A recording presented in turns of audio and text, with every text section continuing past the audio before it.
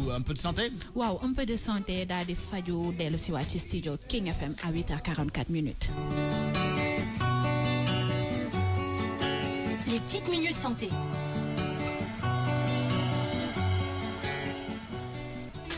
Go Ben. di wax ne que tey santé bien-être dañuy wax ci fièvre at xale yi parce que en général dañuy seetlu ne que xale yi bu ñu amee fièvre rek parents yi dañuy commencer paniquer tuuti alors que des fois ce n'est pas le cas. Tu te sais tout. Tu te vois. Panique totale. Ah oui. Des fois ça ne vaut même pas la peine. Même déprime. Tu déprimes. On déprime même. giri bi nekk ci télé bi tu sais qu'est-ce qu'il fait. su doom ji commencé jooy rek moom tamit mu nekk di jooy. ma ne ko mais giri c'est quoi mu ne ma juróo boo juree di nga comprendre li may ressentir ma ne ko mais tamit il pleure tu pleures. Je te dis. Ah c'est pas facile. C'est pas facile. ñu déglu magnéto bi te ñëwaat.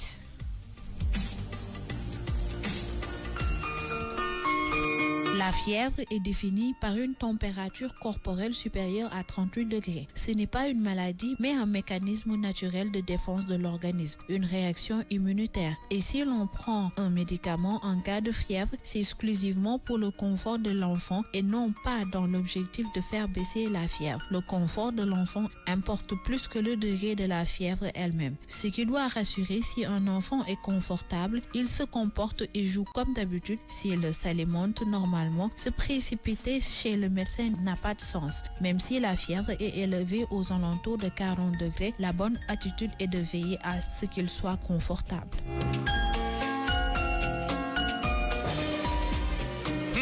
Ça peut être comme nous là. On court chez le docteur. Waaw, il faut dire que il y a deux types de parents. Parents yi nga xam ne que dañuy dëgër préventif pare lépp loo xam ne que c'est côté attitude pour face à seen doom, mais am na parents yoo xam ne que malheureusement c'est le contraire dañuy paniquer bu baax a baax. Fièvre nag du feebar. Heureusement du feebar ñu ci bëri dañ koy jàppee feebar mais du feebar.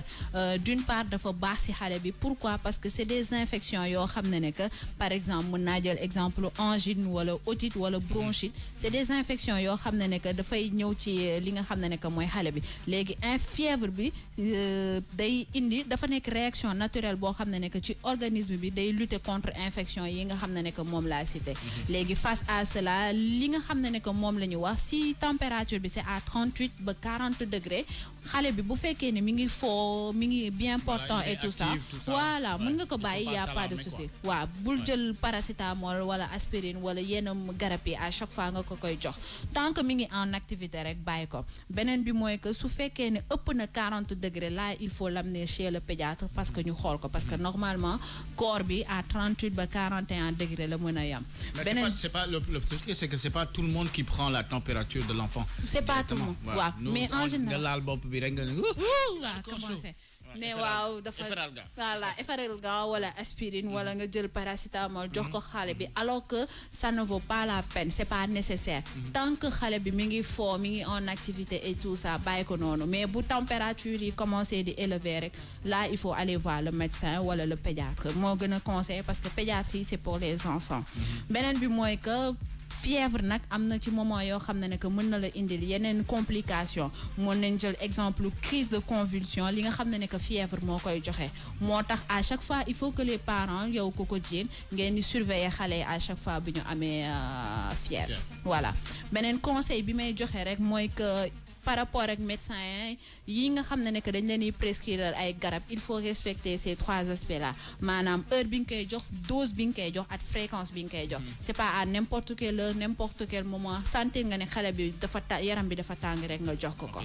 Dose bi j'étais au courant mais le moment je ne savais pas que dose ça veut dire que 2 fois. Voilà, moment bi c'est-à-dire soit c'est le matin, soit c'est l'après-midi ou le soir ou c'est 3 fois dans la journée. Voilà, fréquence bi c'est la même chose, c'est-à-dire que ni nga ko koy joxe. Voilà, beneen dernier conseil bi mooy que réflexe à changer mooy li ñu war a soppi réflexe bi ñu war a soppi mooy que xale bi bu yaramam tàngee nga koy jël di ko sang ak ndox bu tiède. C'est à changer. Réflexe à conserver mooy que à chaque fois si tu sens que l'enfant mi ngi am fièvre jox ko ndox muy naan lu bari. Réflexe à adopter mooy bi fi nekkoon ba léegi à chaque fois xale bi su yaramam di tàngee rek dindi leen surplus de vêtements yi mu am mu nekkoon conseil santé bien-être tey fièvre et enfant.